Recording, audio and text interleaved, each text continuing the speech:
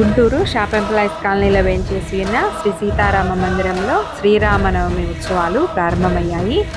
అధ్యక్షులు కోట వెంకట శేషగిరిరావు గారు మరియు వారి ధర్మపత్ని కోట ధనలక్ష్మి గారు మరియు శ్రీ సీతారామ సేవా సమితి కార్యవర్గం సభ్యులందరూ ఈ ఉత్సవాలు నిర్వహిస్తున్నారు.